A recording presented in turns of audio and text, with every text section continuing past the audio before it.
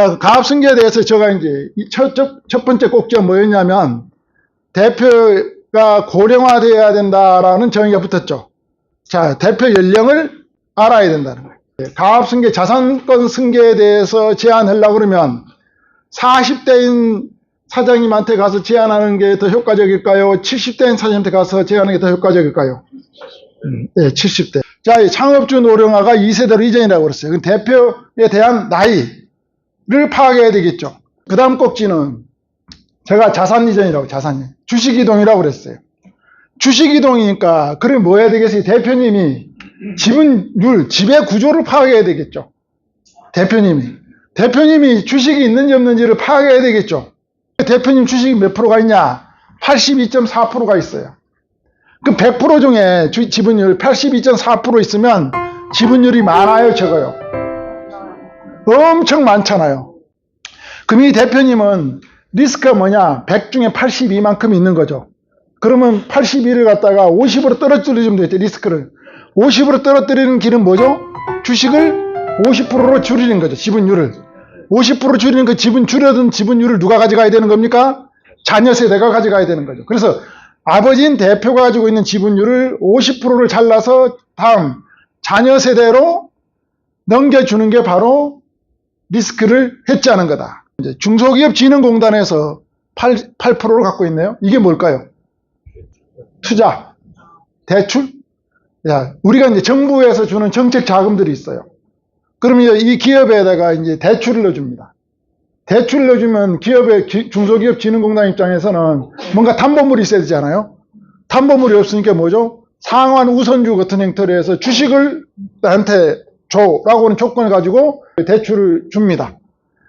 기업의 입장에서, 사장 입장에서는 아주 낮은 금리, 저금리 또는 이자가 없는 걸 자금을 받고 나중에 뭘로 준다는 겁니까? 주식으로 준다는 거죠. 그런데 여기서는 옵션이 있죠. 원금을, 대출금을 상환하는 조건, 대출금을 받아가든가 주식으로 받아가든가 두 개를 선택해서 가져갈 수 있는 옵션이란 소리입니다. 그리고 상환해서 가져가 버리면 뭐죠? 주식을 도로 회사에다 팔고 원금을 회수해 가는 거죠. 상환 우선이죠. 자, 이런 경우에 대표님들이 왜 이런 경로에 의해서 주식이 어떤 역할을 하는지에 대해서 잘 이해를 못하고 계신단 말이죠. 제3자 예부기관에서 갖고 있는 거잖아요. 자, 우리가 상법에 보면 소액주주가 회사에 대해서 회계장부 열람권이 있습니다. 그게 몇 프로일까요? 몇 프로만 갖고 있으면 회사에 대해서 경영에 대해 회계장부 등 열람을 다 할 수 있어요. 안 해주면 강제적으로 법원에서 명령받아서 다 할 수 있어요. 그래서 경영장부를 보다가 사장님이 가지금도 있어 보이네? 근데 배당도 제대로 안 하네? 업무상 횡령이라고 사장님을 고발할 수도 있어요. 근데 몇 프로일까요? 15%? 네? 네, 3%입니다.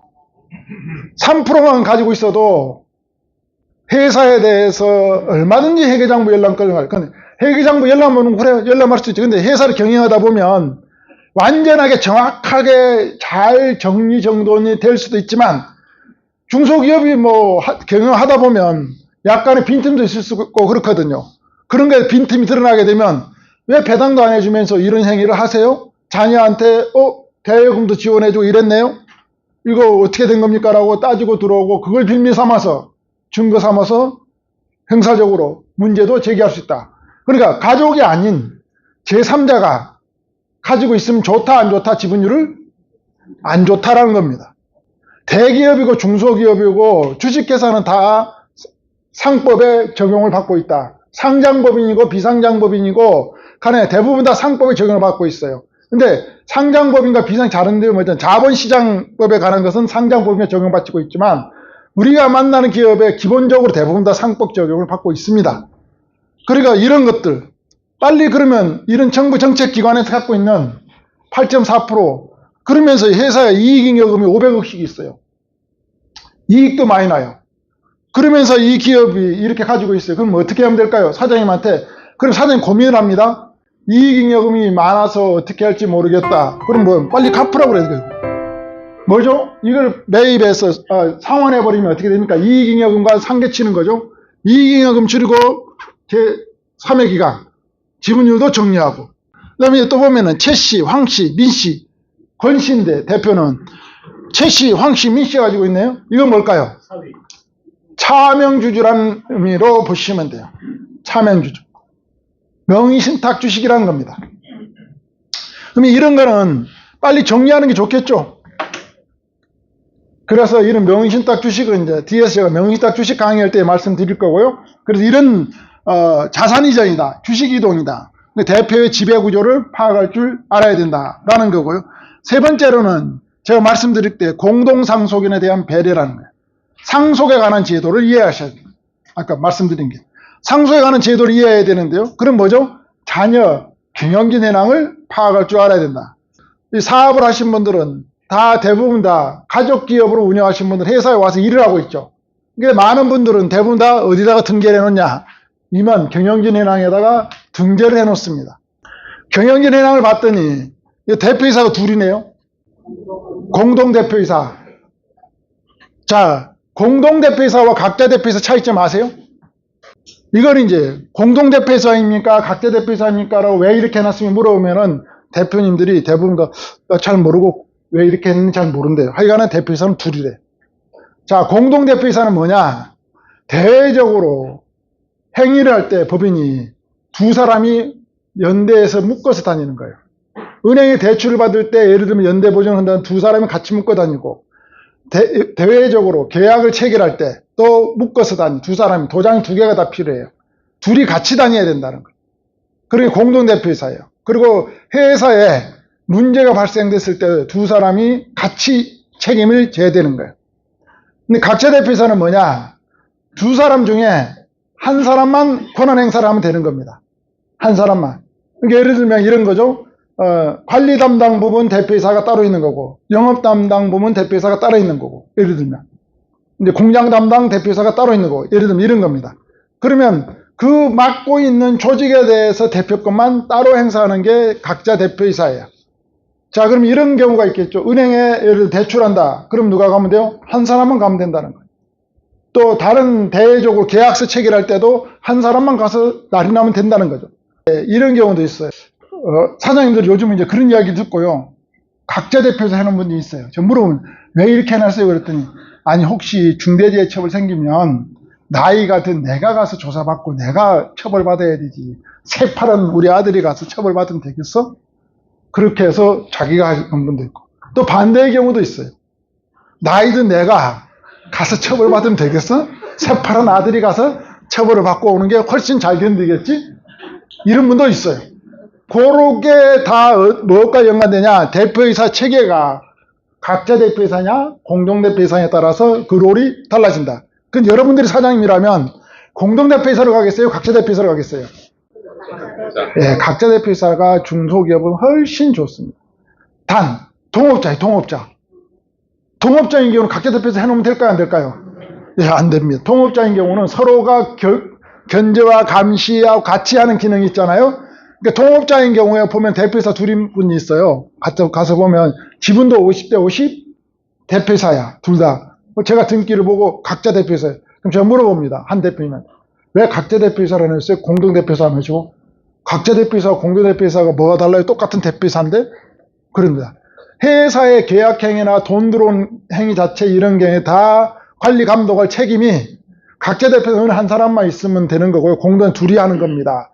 공동을 해놔야 회사가 대외적으로 어떤 일을 하고 계약을 수지하고 할 때 다 아시고 하셔야 되니까 공동대표로 하는 게 맞습니다라고 합니다. 그래서 각자 대표이사로 가야 될 기업이 있고 공동대표이사로 가야 될 기업이 있다. 그럼 대다수가 우리가 만나는 기업은 공동대표이사보다는 각자 대표이사로 가는 게 훨씬 더 업무상 효율적으로 좋다라는 의미입니다. 여기 이제 아버지하고 아들이 대표이사로 돼 있어요. 사내이사가 쭉 돼 있어요. 사내이사는 뭐냐면 보시면 딸이에요. 걔는 부인이고. 근데 딸 둘에 대해서는 사내이사로 등재해놨는데 주식이 한 주도 없습니다. 근데 아들 대표이사는 주식이 있습니다. 자, 그리고 딸 둘은 아들보다 위입니다. 누나들입니다. 누나들은 주식이 한 주도 없어요. 아들만 주식이 있어요. 아들은 대표이사에도. 이건 뭐죠? 사장님 생각은 어디로 가 있습니다. 향하는 지점이 이 기업은 아들로 향하고 있죠. 그러면 딸 둘은 그 향하고 있는 걸 알고 있을까요? 모르고 있을까요?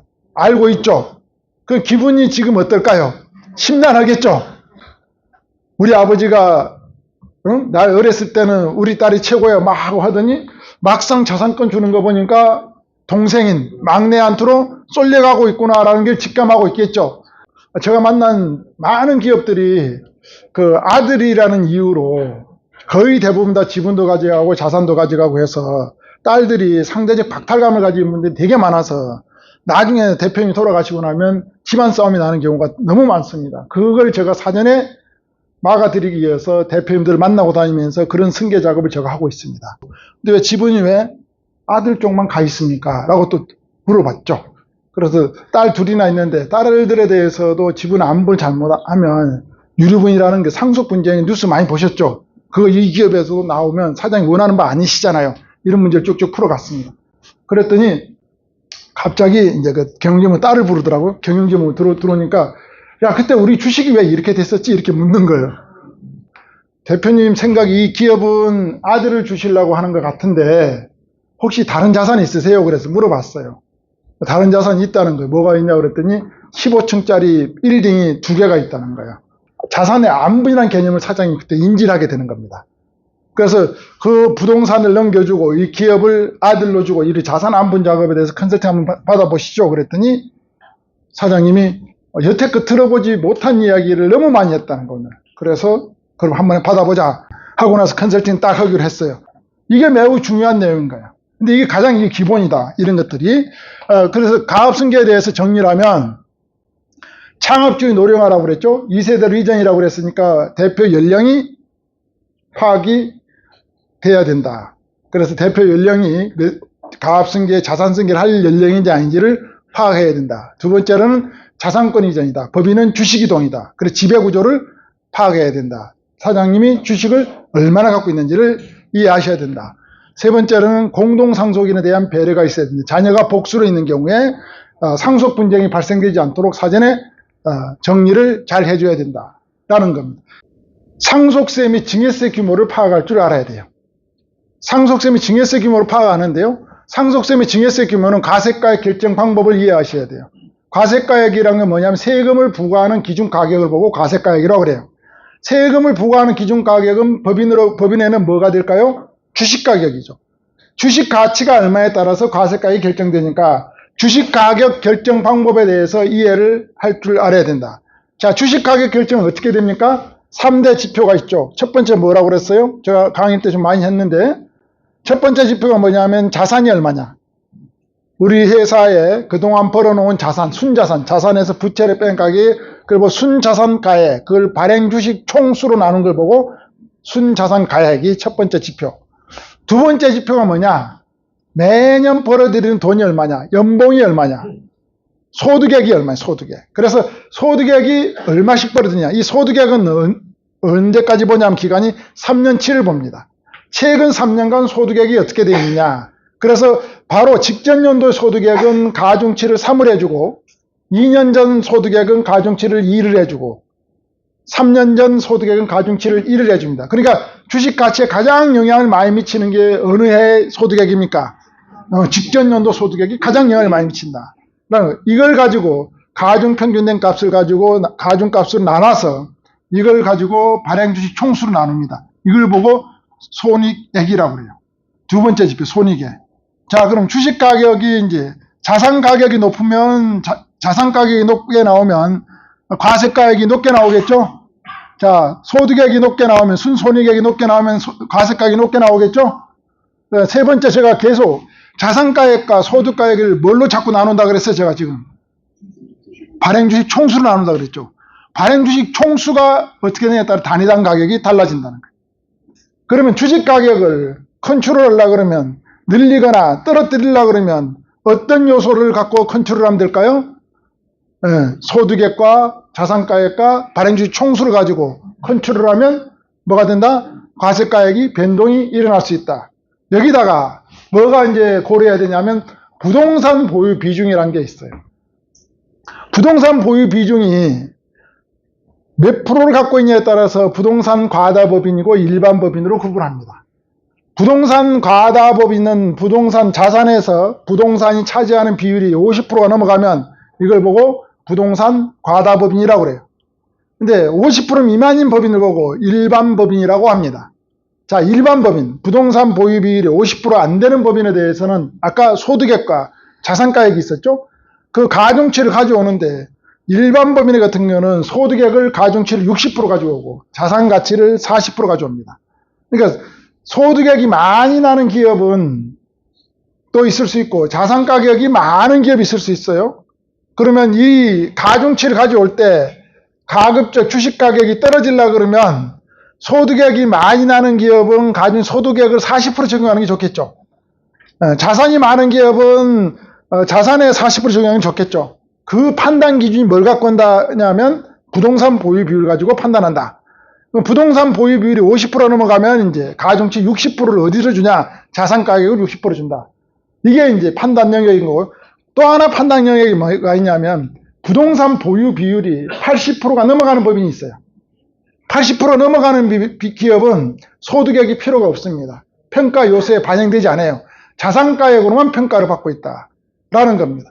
이게 이제 기본적인 과세가액 결정 방법이다. 자, 그럼 여기서 3년 미만 된 기업은 주식 가격 결정, 과세가 결정을 어떻게 하냐? 순자산가액으로만 하도록 되어 있다라고 보시면 돼요. 그래서 주식 가격 결정 방법에 따라서 그러면 주식 가격을 통제, 컨트롤할 수 있는 방법은 크게 보면 발행 주식 총수를 늘리거나 줄이거나, 자산가액을 늘리거나 줄이거나, 소득액을 늘리거나 줄이거나, 부동산 보유 비율을 조정을 어떻게 할 것인가에 따라서 주식 가격 결정이 달라진다. 그리고 과세가액이 달라진다라고 보시면 돼요. 이렇게 이제 나오고 난 이후에 그러면 세금을 50% 세율 구간이죠. 최고 세율이 증여세든 상속세든 정부에서 주는 세제 혜택 제도를 파악할 필요가 있죠. 정부에서 주는 세제 제도는 뭐가 있냐면요. 이제 세금을 50% 구간 내는 게 아니라 아예 공제를 해주거나, 그걸 보고 뭐죠? 가압상속 공제 제도죠. 그건 사장님이 사망했을 때는 거. 그 다음에 사전 증여특례제도, 10억까지는 세금이 없고 10% 세율을 줄 수 있는 제도가 있죠. 이건 나중에 뒤에서 말씀드릴 거예요. 그래서 정부에서 주는 세제 제도를 적용할 건지 말 건지, 적용 가능한 기업인지 아닌지, 사무관자산에 따라서 해야 될지 말아야 될지, 업종에 따라서 적용 가능한지 아닌지를 파악하는 거죠. 여기까지 가는 거죠. 이렇게 가고 난 이후에 손익 추세, 재무 추세를 파악해야 되겠죠. 그래서 이동 시점을 예측하는 거죠. 지금 최근 바로 직전인데 이익이 최근 3년 갑자기 확 늘었어요. 그럼 주식 가격이 높다는 의미죠. 그러면 이동 시점을 뒤로 늦춰야 되는 거고, 예를 들면 근데 주식 가격을 봤더니 소득액이 갑자기 직전인데 일시적으로 줄었어요. 그럼 주식 가격이 떨어졌겠죠. 이런 경우에는 주식 이동 시점이다. 요게 이제 상속세, 증여세 규모 파악하는 거. 여기까지 파악이 끝나면 컨설팅의 70%는 끝났다. 자, 그럼 이걸 파악을 하고 그랬는데 한 주당 가격이 얼마고, 그 다음에 소득액이 어떻게 됐고, 자산가치가 어떻게 됐고, 그래서 한 주당 가격이 얼마고, 그래서 총 자산가치가 얼마고, 이게 한 표로 다 나온 겁니다. 그래서 이걸 하나로 정리한다. 앞에서 보여줬던 그거는 이제 글씨로 보여줬던 거고, 이거는 숫자로 보여준 거다. 여기까지 오면 여러분들은 70% 컨설팅 끝났습니다. 그 다음에 뭐입니까? 그 다음은 실행이에요, 실행. 그래, 이렇게 다 좋아. 그러면 이걸 어떻게 실행을 해도 액션은 쉽게 도달할 수 있는 영역이 아닙니다. 30%. 나머지 30%는 어쩔 수가 없죠. 그건 회계사도 안 되는 영역일 수, 변호사도 안 되는 영역일 수 있고, 세무사도 안 되는 영역일 수도 있어요. 그 30% 영역은. 그거는 그 분야에, 해당 분야에서 어떤 노하우를 가지고 어떤 경험 지수를 많이 갖고 있냐에 따라서 실행 파트는 달라지는 영역이니까 거기까지 가는 데는 상당히 오랜 시간과 어려움이 있을 수 있는데, 지금까지 제가 강의한 부분까지는 다 가능하다라고 보시면 될 것 같습니다. 단기 순이익은 5억 이상 정도, 숫자로 표현하면 대표 연령은 가압승계는 그래도 60세 정도는 돼야만이 뭔가 움직이더라. 대표 지분율은 50% 이상, 업력은 10년 이상, 자녀 근무 가능성은 근무하고 있으면 아주 금상첨화다. 부동산 소유를 하고 있을 유형 건물, 부동산은 넘겨줄 수 있으니까, 그래서 이런 것들을 뭐죠? 여러분들은 가압승계 관련해서 꼭지를 여러분들 알고 있으면 된다. 가압승계 이제 이런 개념 제가 쭉 설명드렸는데 여기서부터는 사장님의 속마음이에요.